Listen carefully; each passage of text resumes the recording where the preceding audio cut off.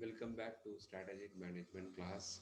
In the previous class, we discussed about a strategic business unit, and we just started with the profit center. Uh, Profit center is something yeah, every organization will have. As I told you earlier, the profit center, opposite of this profit center is a cost center. So profit centers are very crucial to determine which units are the most and least profitable within the organization. It helps the organization to determine which departments or centers are really giving a good profit and which one is a moderate profit and which centers are not generating any profit or very low profit. So this help the management to analyze and determine how much of resources to allocate to these centers based on their capacity to generate profit. The profit center analysis determine the future allocation of available resources and whether certain activities should be cut entirely. If that particular profit center is not like generating that much revenue and thereby profit, then they may have a second thought, the management, whether to continue with the center or to close that center. The managers or executive in charge of the profit centers have decision-making authority related to product pricing and operating expenses. So there will be a manager or executive in charge of each and every profit center, and these people have will be given freedom and empowerment to decide, okay, the how much the operating cost, so that they operate in a very cost effective manner in order to increase the profit, and also they have the freedom to decide the prices of the products. They also face considerable pressure as they must ensure that the division sales from products and services outweigh the cost. The profit center produce profit year after year either by increasing revenue, decreasing expenses, or both. The profit center manager executive, they have this task or the responsibility to show that the center is doing in a profitable manner. So they in other words, they have to reduce their operational cost, and they also need to increase the sales and thereby profit. And this profit percentage or ratio, they have to keep increasing every year after year. So we see real world examples of profit center at retail Walmart. For people who doesn't know about Walmart, Walmart is a hypermarket very famous in American countries, in North American country, and Europe and many countries around the world. Uh, so these Walmart are quite profitable one. They do have this profit centers. Different departments selling different products could be divided into profit center for analysis of their operations and profit making efficiency. For example, a clothing department could be considered one profit center, while home goods could be a second profit center. In addition, departments that rotate on seasonal basis, such as garden center or section relating to holiday decor like Christmas or New Year decorations, can be examined as profit center to separate this department seasonal contribution from those with year-round contributions. Certain departments, they have good sales and thereby good profit throughout the year, like say a clothing department, a home goods appliances. That is, these are the departments will have sales around the year. But there are certain departments like a garden. There are departments which are selling the seasonal items, for Christmas, New Year, or other festivals. These will contribute profit because their sales will be in only a particular duration of the point of the year. So but that time they will have a very high sales and good profit. So the computer giant, another example is a Microsoft, has a variety of a profit center ranging from hardware to software, to digital services. As all of us know that Microsoft, I mean, very famous. All the software we are using, a system, computer, all are Microsoft. So these we know they are making the softwares, but they also make a hardwares. So these different are considered, these hardware softwares are considered as a profit center in Microsoft. In analyzing these large revenue sources, the company may choose to separate funds produced from sales of its Windows operating system from that of other software suites such as Microsoft Office or other hardware sectors such as Xbox gaming console. So they separate a different center based on like Microsoft Office, that is MS Office, or Windows operating system, or the gaming system, and all those things. So this allows them to look at the profitability at a different center and examine and analyze their sales margin and profit and correlate their revenue and sales. Now we move on to the next topic, that is a product or services. As we have gone through this chapter and the previous one, I use the term product and services. So I mean interchangeably I use terms. So what is the real product and what are the real attributes or feature of a service? Is it same or different? Of course, it is a different. So what kind of attributes your product has and what kind of attributes your service has? So in this topic, we will understand that. So products are tangible. Okay, so the meaning of tangible is something which we can feel, touch, smell, and all those things. So that is a tangibility. So products like a smartphone, laptop, anything which is tangible, we can feel, but services are intangible. Like in sense, a service means a haircut in a saloon, or something you eat in a restaurant, all these kinds of a service which is not tangible. Experiences are never memorable. In service, we what happens, we don't bring anything when you go to a saloon. I mean, we just for a haircut, we don't really bring back anything. But what happens, a memory, a nice haircut or something like that. You visit a place, tourism is a classic example of service. You when you visit a place of interest or a tourism spot, okay, when we come back, actually we only have the experience of being there. Maybe some snaps or pictures we have taken there or videos we have taken there, which gives us a experience. Otherwise, tangible things we really don't bring from the spot. So the level of a product. A product has a three level. Okay, one is at the core product we say, actual product we say, and then augmented product we say. So core product means the benefit we sought from the particular product. Okay, so I mean the main benefit we are reaping from that particular product are the services. That is a core benefit of this thing.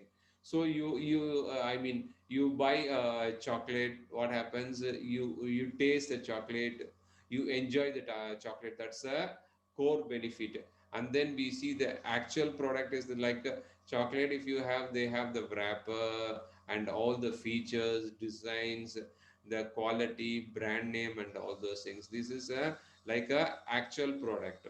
And then augmented product is means what comes additionally with that product. Say this is understood in terms of electrical product we buy for our household, like what do you say, air condition or washing machine and all those things. So these kind of electrical product always comes with after sales service, installation, warranty, and guarantee.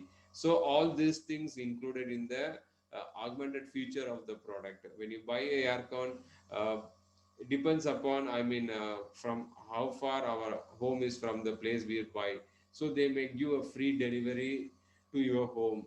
That's a again augmented product features. And then they may give a free service, maybe up to 1 year or 2 year. That is also the other feature. And then If something goes wrong, okay, then if you have warranty, then they will rectify the issue or the problem. So these aspects are comes under the augmented product. So in a product, these are the three level, which is at the core level, actual product, and augmented product. Then individual product decisions. So what happens when a particular customer or consumer they decided to what do you say buy a product, so many aspects related to the product they look at it. That is from the product attributes. I mean, what are the features of the products that helps the customer in fulfilling their wants and needs. That's a product attributes. And then brand, some people are quite I mean particular about the brand they are using. They prefer only items from a particular brand. So branding plays a very important when the consumer take decision to buy a particular product. Then packaging. Nowadays the I mean the function of packaging is going from traditional to the modern view. So packaging is usually seen as a something which protect the product, which contains our product, the core product. But now packaging is seen as from a different perspective, in terms of design, style, in terms of convenience, in terms of look, all those aspects which we'll see in detail. Then labeling plays a very important role. Labeling gives a clear idea to the consumer what the particular product is about, what is the brand, what are the features it offers, price, manufacturing date, and all those stuff. Then support services, other services which comes related to the product. So when a consumer is, I mean, deciding or decided to buy a particular product, they go through all these decisions in terms of product attributes, branding, and then packaging and labeling and product support services. First, we see the product attributes. So, what are the attributes? Very important is the product quality. Okay, their performance, how good they are going to perform, and how far this performance is going to solve the needs and wants of the, or fulfill the needs and wants of the consumer. And product features. What like say here example given is a smartphone, like in terms of camera it offers storage space, the processor RAM, so how fast it could process so that the phone don't hang or get heated, the life of the battery, and then the weight of the this phone, and then the size of the screen, and then the pixels. Everything is very important. These are all at contributes to the product attributes. I mean comprises of product attributes. And product these are features also. Product style and design, the color, the way the look is, the material, okay, all those things. I mean the combination of color. So all these things, I mean the comfort of the touch screen and all those things, all this comprises of the product style and design, which I mean makes a product, makes a customer whether to decide whether to buy the particular product or not. Next one is a branding. Of course, branding is something which comprises of a name. Like here we see BMW or McDonald's, a term, a sign, symbol, or design, or combination of all these things that identifies a maker or seller of a product or services. So when they decide the brand, I mean what brand they to buy, they know that brand has got so many attributes, like a I mean, which it carries. Brand carries like quality, it carries consistency, durability, lifespan. So when people think of brand, okay, not only it is easy to identify, it is, I mean, it possesses a set of attributes. Here, example given is a perfume from France. I mean, yes, all of you know, French perfume are very famous. I mean, which is a classic example of a brand. So when companies think of branding, they take into the following things to consider. Okay, when they decide brand, the name of the brand should be easy to pronounce by people around the world and recognize and remember. If you the name is very long, lengthy, or very difficult to pronounce, then what happens? I mean, people or customers around the world may not able to recognize, remember, or pronounce. So it should be easy. Like we have seen here, Nokia, Sony, Amazon.com, Google. Type these are very, I mean, like a catchy. They're very easy to pronounce and easy to remember and recollect. It should be distinct, something like unique. It should be extendable. Should be easy to translate into the languages in the other country. Very important. So that when it is translated in the local language, it should be easy to pronounce and understand. That's very important when you a business decide about branding. Now we come to packaging. As discussed earlier, the main function of the packaging is to contain the product and to protect the product. So that's the traditional view. But now in the recent days, what happens? It is not just packaging is not just a container or a protector. It should be I mean, attractive to look at in terms of color, style, design, the graphics, all this kind of stuff. That's very important, and also it should be convenient to carry. Like it's very like we see in the picture, the cotton box is very difficult to carry, but the bag given below has got a nice rope to carry, so it's convenient for the consumer to carry it back home after the purchases. So it's not just the it's yeah, something protects, but it should also be a very convenient, comfortable, and beautiful. So these are the attributes a customer will accept from their product in terms of packing. So labeling plays a very important role. Okay, because labeling will give you which brand it is and what product it is. It not only gives this two aspect, there are so many other information given by this thing, like the ingredients, the price of the product, when the product is manufactured, and when it will expire, and then what are the I mean, ingredients in that, the nutritional table, and then the address of the manufacturer.